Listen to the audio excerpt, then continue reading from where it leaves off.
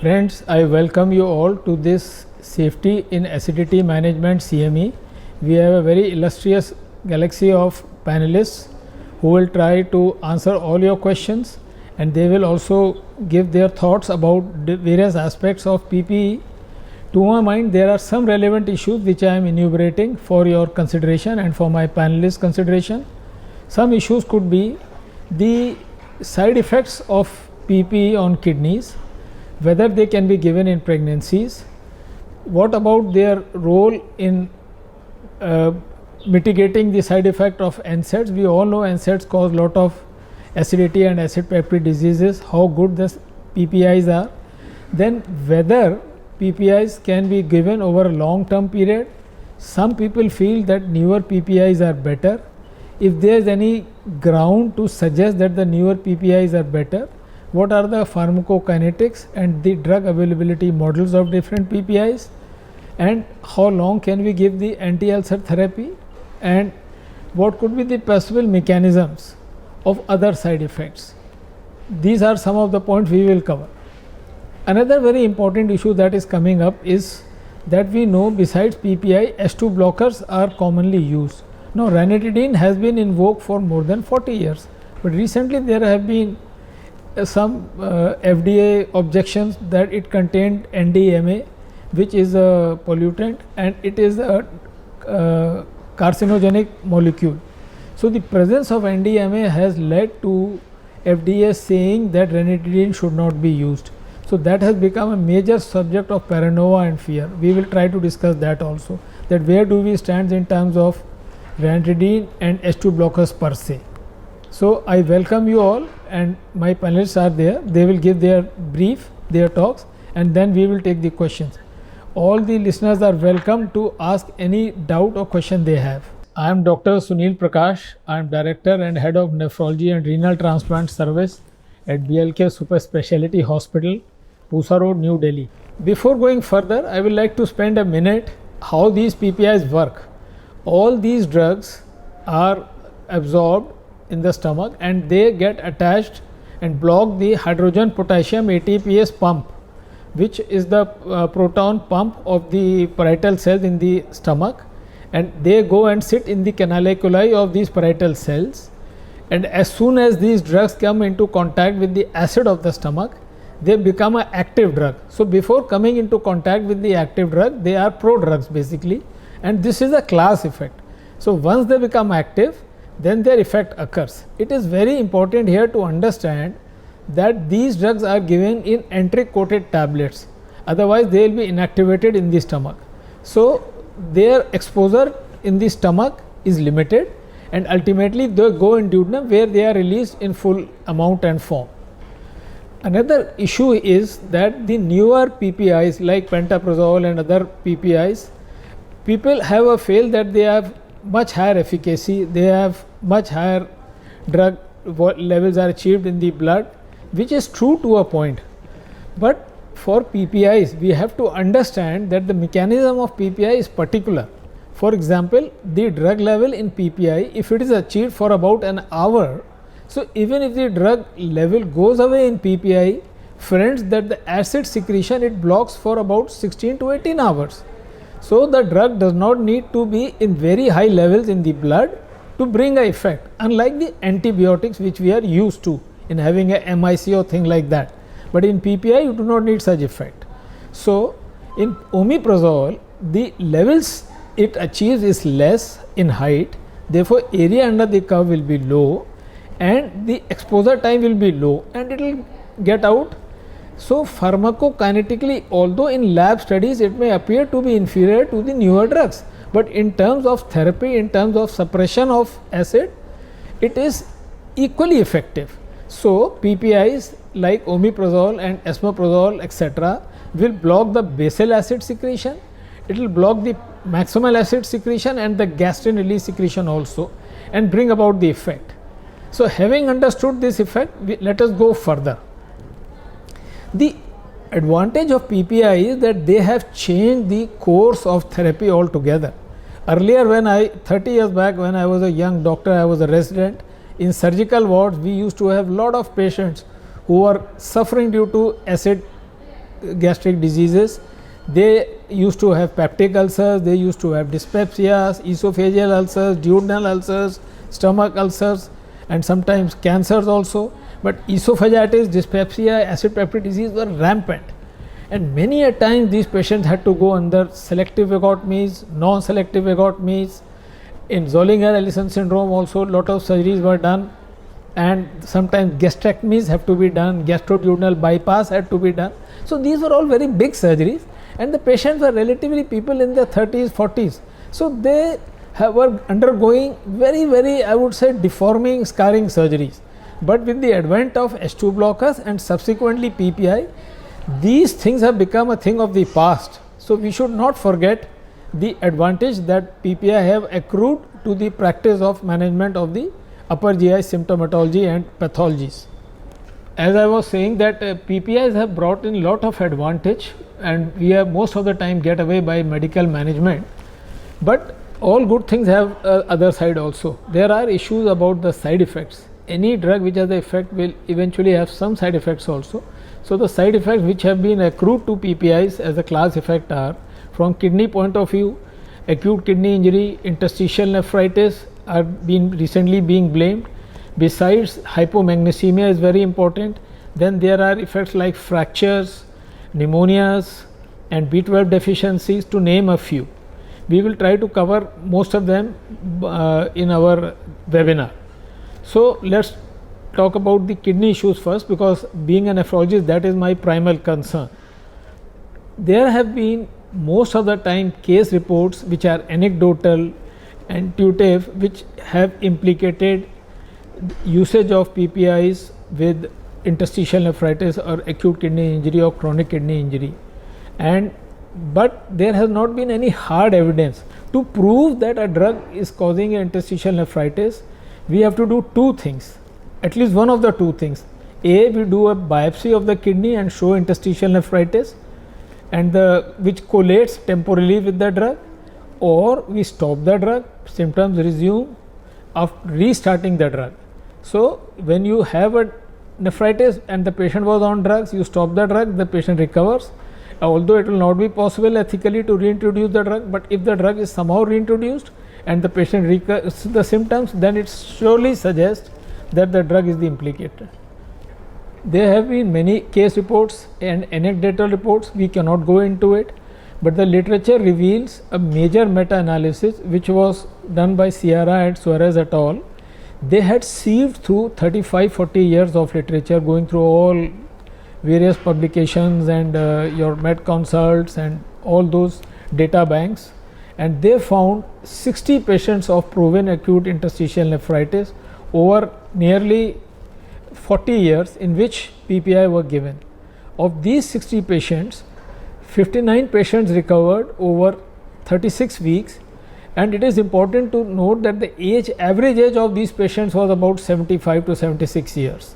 So it was mostly in elderly. It is also prudent to remember that in elderly, most of the time they are on polytherapy. They are on NSAIDs for arthritis, for knees, they are on ACE ARBs for high blood pressure, on diabetic nephropathy medicines, and so on so forth, and besides many other medicines. So it is very difficult to tease out which is causing what. But in this paper from Suarez, 60 patients were documented to have interstitial nephritis and 59 recovered. However, one patient landed permanently on dialysis. So I would say that there is some suggestion of association, some implication that PPIs do cause interstitial nephritis, and caution is always mandated. Now let us talk about the class effects, whether different PPIs have different effects. Went through a lot of meta-analysis and publications, and the best paper that we could come across was from Yang et al., who published in January 19 a meta-analysis of 40 years, based on 40 years, which covered 4,70,000 patients plus. Of these 4,70,000 plus, the authors divided them into two groups. 4,10,000 people did not take PPI, and other 6,690 people were taking PPI on a regular basis. The definition of PPI taking group was that they had to take the drug for at least 180 times, that is 1 per day, means at least for 6 months they were taking. So this group was compared to a very big group of more than 4 lakh people, and then Yang et al. Have reported a hazard ratio of 2 for all PPIs compared to people who were not using the PPI. So here there are two things: the size of the group is very small compared to a very large group, so sometimes there may be errors. But when we look inside this group, which is more important, it was found that omeprazole was very happily placed compared to pramiprazole and esomeprazole and rabeprazole. It had a hazard risk of 0.83, whereas pantoprazole had 2.1 and Rabi had 1.8 and the other drug had 1.38. So from Yang et al.'s meta-analysis, which was of nearly 7,000 PPI taking patient for at least 6 months, which defines chronic exposure, omeprazole turned out to be most friendly for the kidneys. The reason may be multiple.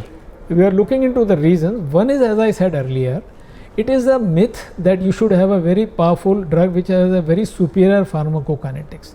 On that account, omeprazole is inferior to esomeprazole because its availability will be like 45-50%. Some people say 35 to 50%, and rabeprazole, esomeprazole would be, even lansoprazole would be like 60 to 70% bioavailability. So it means that the area under the curve for omeprazole would be less. But friends, as I said earlier, that the explanation for this Yang study, which gives omeprazole more marks, is that you do not need to have a drug which hangs there for a long time. It is the effect of the drug which shuts off the acid secretion. So if a drug is active for even 1 hour, it will shut off the basal acid and maximally secreted acid for nearly 16 to 17 hours. And that is what we see in daily practice, that any PPI you give once a day and they covers for 24 hours. You go well into midnight without acid symptoms. So probably omeprazole was found superior because of its low area under the curve, inferior quote unquote bioavailability because you do not require a drug which exposes to very high level in the blood. Also another point is that the pKa of pantoprazole was 4.1 and omeprazole is 3.86. To me this might be a minor point. Another very important study is Sopran study, which Atwood et al. Published. Now this study's major advantage is that they have studied patients who have long term exposure of PPIs from 5 to 12 years, and there they have found that the PPI omeprazole was most effective and was not toxic compared to other drugs, and PPIs as a class also did not have very many side effects. So by Sopran study they said that PPIs do not cause any significant renal toxicity. And Makunds et al. Is the another study I want to quote. Makunds et al. Concluded that omeprazole caused much less incidence of ESKD, ESRD, that is end stage renal disease, when compared head to head with esomeprazole and as well also to pantoprazole. There may be people who may have a contrarian view because after all these are all same class drugs, but suffice to say whatever I know of is that omeprazole is a very safe drug. It has been there the longest in the market from 1989 onwards, and it has WHO approval for its usage, which is I think a major testament for its safety, and quote unquote that it is as effective as pantoprazole and esomeprazole for the reasons which we have discovered. Finally, I would like to say a very important point, friends. It is not that any drug is safe. Any effect will have obviously some side effects. It is incumbent upon the prescriber to use any drug, as also PPIs like omeprazole, with caution. Any drug should not continue indefinitely. There should be some time limit prescribed to the prescription. Patient should be made to understand that he cannot take it for years altogether, because in such situations the drug will get a bad name. As also patients have multidimensional problem. They have diabetes, they are aged, they have arthritis, and they sometimes take NSAIDs. We understand that NSAIDs causes worsening of medullary hypoxia of the kidneys. Kidneys already are hypoxic in normal conditions. So when NSAIDs are given, they cause prostaglandin inhibition and these kidneys become very hypoxic. And if PPIs are given to counter the GI effects of the NSAIDs, because that is what they will be given for, and then it may or may not be directly contributing to the problems of the kidneys. It will be very difficult to tease out that effect. So, what is the solution? In my mind, the solution is to use the drugs prudently. Let us not get carried away by the most newer drugs, that they have better pharmacokinetics, better duration of action. Time tested drugs may be safer, and above all, the patients should undergo kidney tests like serum creatinine, urea, hemogram, and a 24-hour urine creatinine clearance. Creatinine clearance, serum creatinine, serum cystatin are some markers. If they are done regularly, will be able to identify any worsening of renal failure on account of any drugs, may it be PPI, may it be omeprazole, and that will give a safety net to the prescriber as well as to the patient. Thank you. Hello friends, I am Dr. Saurabh Rawal, Senior Consultant Spine Surgeon from JP Hospital, and today we will be talking about acidity caused by NSAIDs. So as we all know that NSAIDs cause a lot of acidity to most of the patients to whom they are prescribed. So we'll be talking about how to prevent this acidity and how to manage this acidity in patients who are prescribed NSAIDs. Now, NSAIDs cause damage to the gastrointestinal epithelium by a lot of mechanisms. The most common mechanisms of these are topical irritation to the gastric mucosa. Apart from that, they result in suppression of the blood flow to the gastric mucosa. They inhibit the reparative properties of the gastric mucosa. They damage the barrier of the gastric mucosa, and apart from that, they also lead to reduction in the prostaglandin synthesis of the gastric mucosa. Most common medicines which are used for the treatment of acidity and gastritis are PPIs, the proton pump inhibitors, as well as H2 receptor antagonists. Now, since the introduction of omeprazole in 1989, it has become the first choice medicine for the treatment of NSAID-induced acidity and gastritis. PPIs have become the mainstay of treatment for the treatment of NSAID-induced acidity and gastritis. They have an excellent patient tolerance, excellent safety profile, and they are much more superior to acid suppression properties as compared to the prior options which were available. So when we compare the different PPIs, they are almost same, and there is no difference in their effectiveness and safety profile. Omeprazole also finds a mention in the WHO list of antacid and anti-ulcer medication. So coming to the H2 receptor antagonists, most commonly famotidine and ranitidine, a meta-analysis of 14 trials shows that they are protective but at higher doses. At commonly prescribed doses, they are protective against duodenal ulcers. The use of H2 receptor antagonists reduces gastric acid production by 37 to 68% over 24 hours. In a recent update, the FDA has asked all manufacturers to withdraw all prescription and over-the-counter ranitidine. This is due to the presence of a contaminant called as N-nitrosodimethylamine (NDMA). This contaminant tends to increase over a period of time and tends to increase with exposure to high temperature, which can result in unacceptable level of exposure to consumers to this contaminant. On comparative analysis, PPIs are the most potent inhibitors of gastric acid secretion as they result in direct inhibition of the acid pump. So apart from being long lasting, the proton pump inhibitors are able to maintain much better postprandial and nocturnal control of gastric pH as compared to the H2 receptor antagonists, and this is of much clinical importance. Tachyphylaxis can develop with even 3 to 5 days of use of H2 receptor antagonists. It has been found that consistent use of H2 receptor antagonists over weeks and months reduces their acid suppression properties by about half. A study by Chen et al. Found that the famotidine group had 2 times higher incidence of GI symptoms as compared to the omeprazole group. They also found that omeprazole group was 3 times more potent in the treatment of recurrent ulcers and erosions as compared to famotidine. So to conclude, omeprazole has consistent patient tolerance, excellent safety profile and superior acid suppression properties, which makes it the first choice drug for the treatment of NSAID related acidity related problems, and therefore it is also mentioned in the WHO list of essential medicines for acidity and gastritis. So omeprazole 20 mg daily has shown up to 80% reduction in ulcers while continuing long-term NSAIDs. Moreover, I would like to highlight that patients taking co-therapy with omeprazole had much less GI symptoms and much better protection against GI ulcers and erosions as compared to the famotidine group while they were taking long-term NSAIDs. Thank you. Hello, I'm Dr. Sonal Mehra. I'm a consultant rheumatologist at JP Hospital, Noida. Today, I'll be discussing on antibiotics-induced acidity for our patients.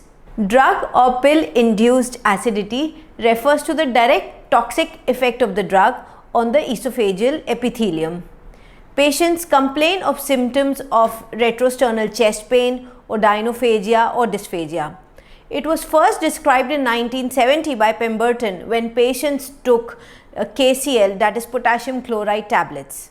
Drugs can produce a caustic effect by either creating an acidic or an alkaline environment. Drug-induced acidity could either be something very self-limiting or transient, or it could be a persistent symptom. Some of these patients would develop gastric ulcers, esophageal strictures, or even gastrointestinal perforation. These symptoms are worsened in patients who also have a history of gastroesophageal reflux disease. The pathogenesis of medication-induced esophagitis includes a direct cytotoxic effect, and the second one is disruption of the cytoprotective barriers. Researchers hypothesized that the prolonged contact of the irritants with the esophageal mucosa could lead to mucosal damage. Antibiotics are one of the common causes of drug-induced esophagitis. Some of them include antibiotics like tetracycline, including doxycycline, and others like amoxicillin, clindamycin, ciprofloxacin, metronidazole, and rifaximin. Local acid burn and hyperosmolar properties of the drug could lead to esophageal mucosal injury. A clinical and experimental study of 40 patients who were taking tetracycline developed an esophageal ulcer that showed a similar appearance on endoscopy. Sustained release drugs have a higher chances of drug-induced esophagitis in contrast to other patients. Likewise, gelatin capsules also have a higher chances because of their hygroscopic nature. They become sticky and adhere to the wall of the esophageal mucosa, probably because of the mechanical pressure and also because of the chemical released on the esophageal mucosa once the drug is released from the capsule. The following anti-ulcer drugs are used in the treatment of antibiotic-induced peptic ulcers, gastroesophageal reflux disease, and various forms of gastritis. These include H2 blockers, proton pump inhibitors, and antacids. So first we'll be talking about antacids. Antacids reduce the gastric acidity by reducing the gastric acid content and reducing the pepsin activity. However, by reducing the activity, they also interfere with the absorption of certain drugs like digoxin and iron. Also, antacids need to be taken 5 to 7 times a day. Therefore, antacids have been superseded by antigastric suppressive therapy for the treatment of peptic ulcer disease and are being used only for short-term symptom relief. H2 blockers include ranitidine, famotidine, and cimetidine. These are competitive inhibitors of histamine at the level of the H2 receptors, and therefore they reduce the gastrin-induced gastric acid volume and reduce the gastric acid secretion.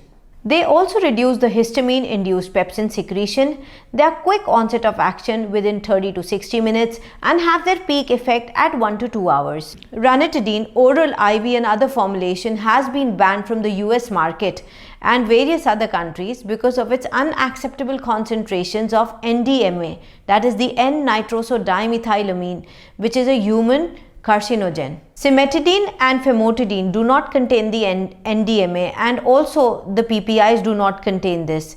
Therefore, they are used as other alternatives. For gastroesophageal reflux disease, H2 blockers are basically mainly used for pain management, as these blockers have also been superseded by the proton pump inhibitors in the treatment of peptic ulcer disease. The third drug that we'll be discussing will be on proton pump inhibitors.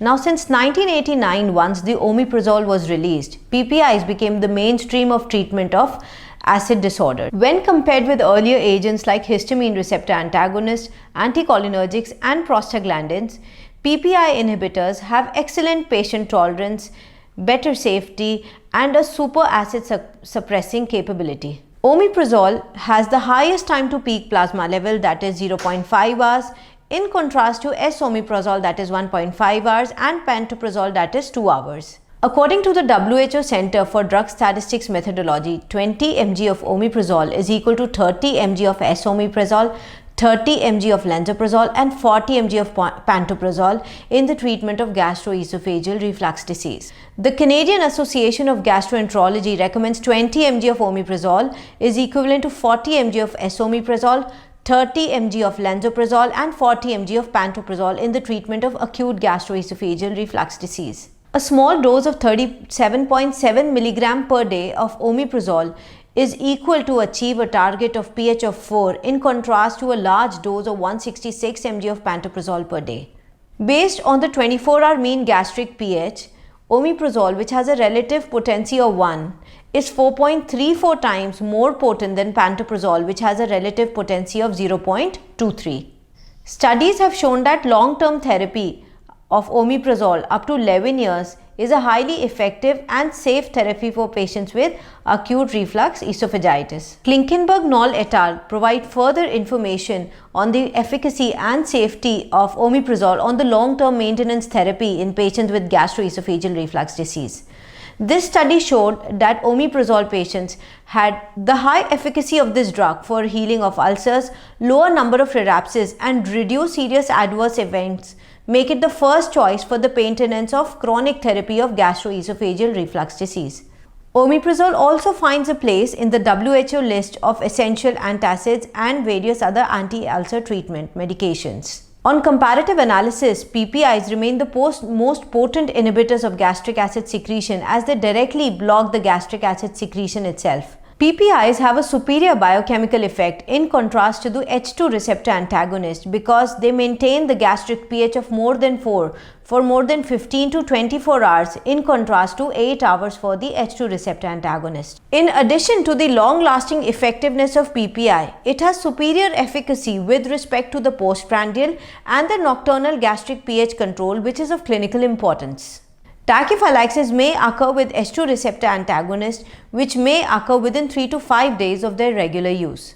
Moreover, consistent effect of the use of H2 receptor antagonist for weeks to months could reduce their acid suppressing capacity to nearly half. To conclude, omeprazole has consistent patient tolerance, excellent safety and superior acid suppressing capability in contrast to the other anti-gastric ulcer treatment. Omeprazole also finds a place in the WHO Essential Medical List, therefore making it the first drug of choice in the treatment of antibiotic-induced acidity. In the treatment of gastroesophageal reflux disease and peptic ulcer, I also prefer using proton pump inhibitors like omeprazole for my patients. Thank you.